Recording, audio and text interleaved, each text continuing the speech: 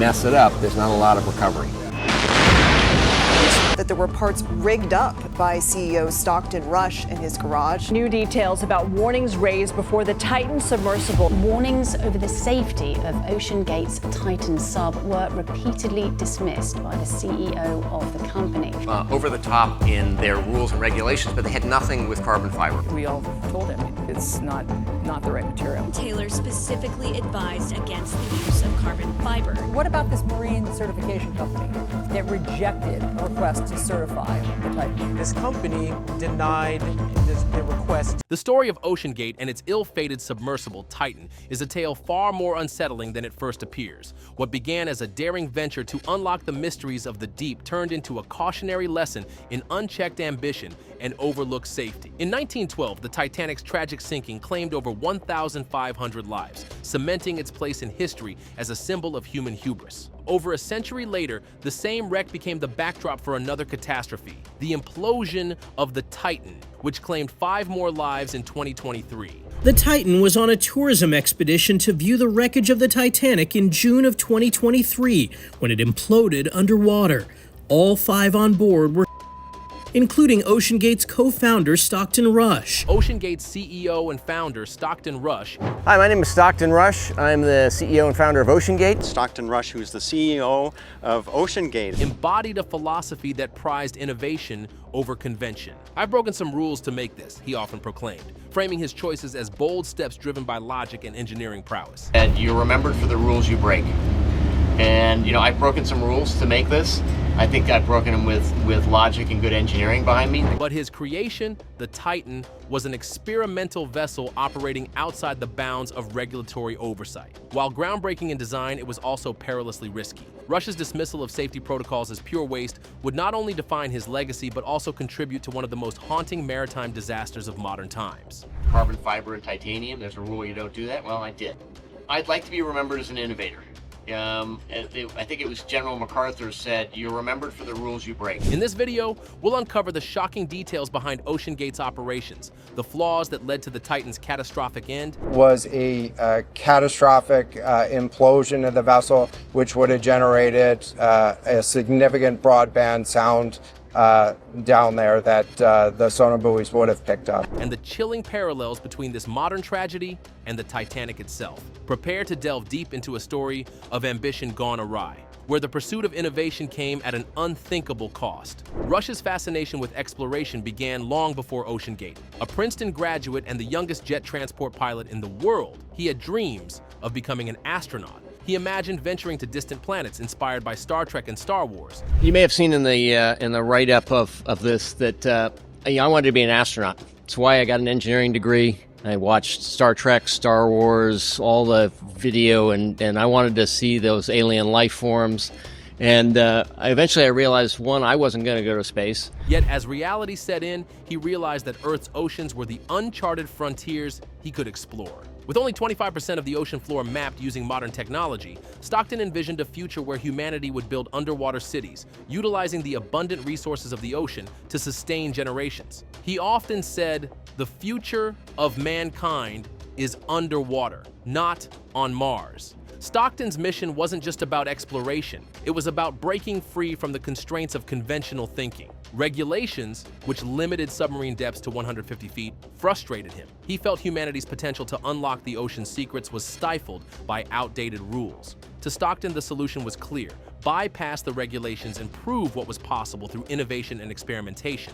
In its early years, OceanGate presented itself as a company that was meticulous about safety and innovation. Its journey into deep-sea exploration began with the Antipodes, a submersible certified by the American Bureau of Shipping, ABS. This certification ensured the vessel met stringent safety and design standards, offering peace of mind to those on board. The Antipodes could dive to depths of 1,000 feet, which, while impressive, was nowhere near the Titanic's resting place at 12,500 feet. Nonetheless, it was a crucial stepping stone for OceanGate as it began to establish itself in the niche field of underwater exploration. OceanGate Titan submersible lost while on a mission to explore the wreck of the Titanic. The company's early expeditions focused on exploring lesser-known shipwrecks, such as the SS Governor and the SS Montebello. These missions were as much about discovery as they were about testing the capabilities of OceanGate's technology. The SS Governor, often referred to as the Mini Titanic, was a luxury liner that had sunk off the coast of Washington in 1921. OceanGate's dives to the wreck provided valuable training opportunities for its crew and allowed the company to refine its procedures. Similarly, the exploration of the SS Montebello, a World War II-era oil tanker sunk by a Japanese submarine, presented a different set of challenges. Located at a depth of 900 feet, the Montebello carried an environmental threat in the form of 70,000 barrels of crude oil. OceanGate's mission to map the wreck using advanced sonar technology demonstrated its growing ambition and technical capabilities. By 2015, Stockton Rush, OceanGate's CEO, decided it was time to take a bold step forward. The company developed the Cyclops, a custom-built submersible created in partnership with the University of Washington's Applied Physics Laboratory. The Cyclops was designed with simplicity and user-friendliness in mind. One of its most unconventional features was a video game controller used for navigation. While this design choice raised eyebrows among experts, Stockton believed it was a way to make submersible technology more accessible. "It's a very unusual business. It's its own category," he remarked, emphasizing the uniqueness of OceanGate's approach. Despite its innovation, the Cyclops had limitations. It could not reach the Titanic's depths, and Stockton was determined to solve this issue. His solution was to create an even more ambitious submersible, the Titan. This new vessel represented a leap forward in engineering and design, capable of holding 5 people. The Titan featured a minimalist interface, controlled by a single button, and even included a rudimentary toilet for extended dives. Stockton often highlighted the vessel's carbon fiber hull, a material he championed for its superior strength-to-buoyancy ratio. Carbon fiber is 3 times better on a strength-to-buoyancy basis than titanium, he explained, brushing aside concerns about its long-term durability under repeated stress. The Titan operated in international waters, allowing it to skirt many of the regulatory requirements that govern submersibles in other areas. This lack of oversight was a double-edged sword. On one hand, it enabled Stockton to innovate without being constrained by strict regulations. On the other hand, it left the Titan without the external certification and validation that could have identified potential flaws. While the vessel passed numerous internal tests, experts warned that the carbon fiber hull could degrade over time, especially under the immense pressures of deep-sea environments. Unlike titanium or steel, which exhibit consistent performance, carbon fiber can fail unpredictably after repeated use, making it a risky choice for a submersible tasked with reaching such extreme depths. Stockton, however, remained confident in his design. He meticulously documented the Titan's development and envisioned scaling production to create a fleet of submersibles. His ambition was not just to explore the Titanic, but to democratize deep-sea exploration, making it accessible to more people. "I'd like to be remembered as an innovator," he often said, quoting General MacArthur.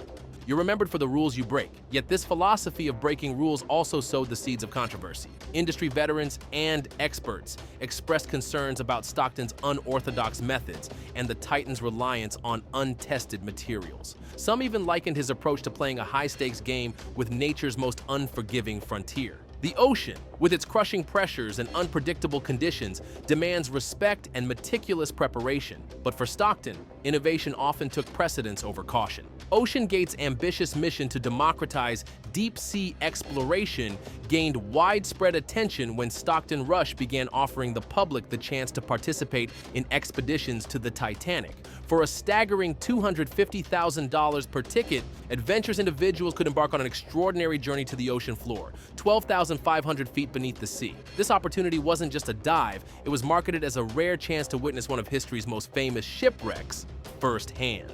The experience promised not only the thrill of adventure, but also the prestige of being part of an elite group to explore the Titanic in person. Promotional materials for the Titan emphasized the groundbreaking nature of the submersible. OceanGate presented itself as a pioneer, partnering with aerospace experts from NASA, Boeing, and the University of Washington to design the vessel. Stockton repeatedly assured prospective clients of Titan's safety, often referencing the vessel's advanced engineering and rigorous testing processes. "We want everyone going into this fully informed," Stockton declared, aiming to inspire confidence in his creation.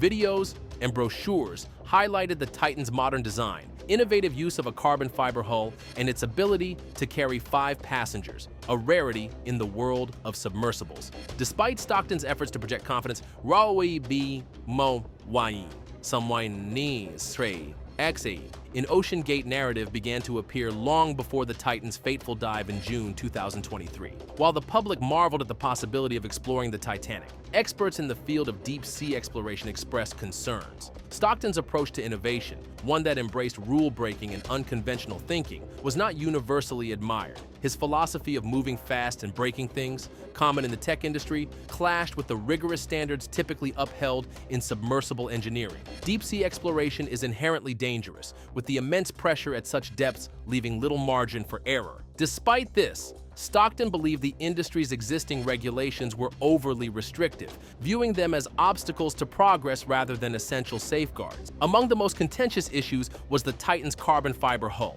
While Stockton championed the material for its strength-to-buoyancy ratio, many experts warned that carbon fiber's long-term durability under repeated deep-sea pressures was unproven. Unlike traditional materials like steel or titanium, carbon fiber is prone to gradual degradation, making its performance over time unpredictable. Concerns were also raised about the sub's overall design, including its reliance on off-the-shelf components and the unconventional use of a video game controller for navigation. These concerns weren't confined to outside critics. Within OceanGate, some employees reportedly voiced doubts about the Titan's safety. One former employee, David Lockeridge, raised specific issues about the hull's integrity and the lack of rigorous testing. When Lockeridge's warnings were dismissed, he was ultimately terminated, leading to a legal dispute with OceanGate. This incident, among others, painted a troubling picture of a company unwilling to address dissenting voices, even when they highlighted potential safety risks. Despite the mounting criticisms, Stockton remained steadfast in his belief that the Titan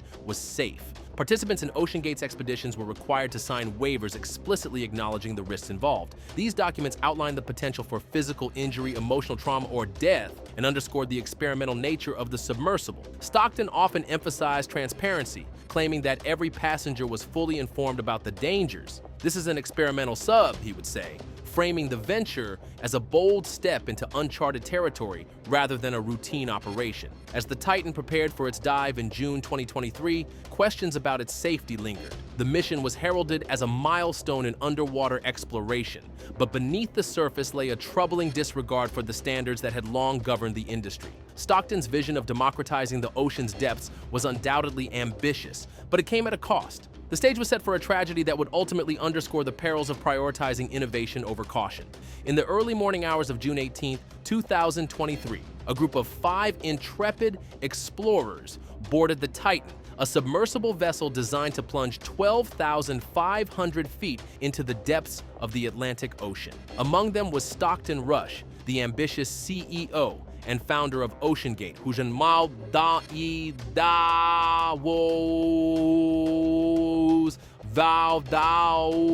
vision had brought this project to life. Alongside him were businessman Hamish Harding, known for his adventurous spirit and record-breaking feats, Paul-Henri Nargeolet, a veteran French maritime explorer with a deep connection to the Titanic wreck, and Shahzada Dawood, a prominent businessman from Pakistan, accompanied by his 19-year-old son Suleiman Dawood. This journey, a Father's Day trip for Shahzada and Suleiman, was intended to be a celebration of human ingenuity and a rare glimpse into the mysteries of the deep. The Titan, a marvel of modern engineering according to its creator, was outfitted with cutting-edge technology and boasted a carbon fiber hull, a controversial choice that had sparked debate among industry experts. The passengers were aware of the risks. Before the dive, each had signed a waiver that explicitly mentioned the possibility of physical injury, emotional trauma, or death.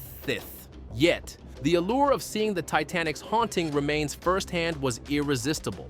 The mission began smoothly. The submersible was lowered into the water and its descent commenced. The mood among the passengers was likely a mix of excitement and anticipation as they embarked on what Stockton Rush often described as a once-in-a-lifetime experience. However, the calm didn't last long. Less than 2 hours into the dive, communication between the Titan and its mothership, the Polar Prince, was abruptly cut off. This was not entirely unexpected. Deep-sea expeditions often encounter temporary signal losses due to the extreme conditions. But as the minutes turned into hours, concern began to grow. Despite the lack of communication, the crew aboard the Polar Prince did not immediately sound the alarm. protocol dictated a wait-and-see approach, as reconnecting with the submersible was usually a matter of time. However, as the hours dragged on, the gravity of the situation became undeniable. It wasn't until 8 hours after the last contact that the crew officially reported the Titan as missing, triggering an international search and rescue operation. News of the missing submersible quickly captured global attention. The Titanic, a symbol of both human achievement and tragic hubris, had once again become the center of a gripping story. Rescue teams from multiple countries mobilized, deploying advanced sonar equipment, underwater drones, and aircraft to locate the Titan. The search area was vast, spanning thousands of square miles of ocean. Time was of the essence. The Titan's oxygen supply was estimated to last approximately 96 hours from the start of the dive. As the hours ticked away, rumors and speculations began to circulate. Reports emerged of faint tapping sounds detected by sonar in the vicinity of the Titanic's wreck. These sounds, interpreted by some as potential distress signals from the crew, gave a glimmer of hope. Experts analyzed the patterns, debating whether they were man-made or the result of natural underwater phenomena. Ultimately, these sounds were deemed inconclusive, adding to the mounting tension. Amid the unfolding drama, the media turned to experts and past passengers for insights. Filmmaker and Titanic explorer James Cameron, who had conducted multiple dives to the wreck, voiced his criticisms. Cameron, known for his meticulous approach to deep-sea exploration, questioned the design choices of the Titan and the decision to operate without regulatory certification. His remarks underscored a growing consensus. While Stockton Rush's ambition was admirable, his disregard for established safety protocols was deeply troubling. The DeWood family, devastated by the situation, released statements expressing their hope for a miracle. Friends and colleagues of the other passengers also shared memories and prayers, humanizing the tragedy unfolding before the world. The camaraderie and shared purpose that had brought these individuals together now served as a poignant reminder of the stakes involved in pushing the boundaries of exploration.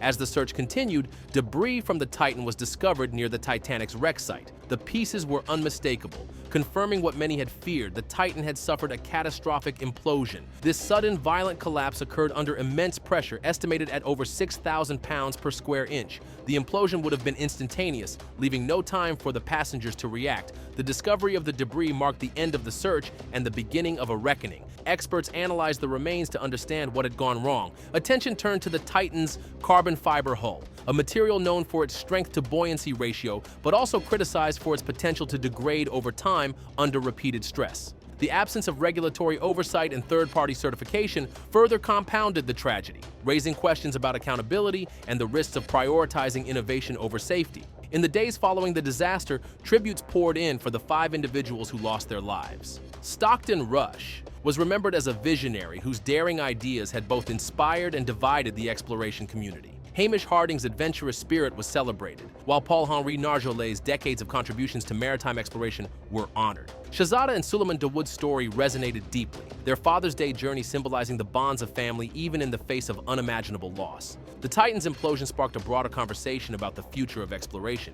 While the drive to push boundaries is integral to human progress, the disaster highlighted the importance of balancing ambition with responsibility. Regulatory bodies, industry leaders, and innovators faced renewed scrutiny as the world grappled with the implications of the tragedy. The Titan story is a cautionary tale of ambition and hubris. Stockton Rush's dream of democratizing deep-sea exploration and unlocking the ocean's potential was undeniably bold, but his willingness to break rules and dismiss safety concerns proved fatal. The tragedy of the Titan serves as a stark reminder that innovation must be tempered with responsibility.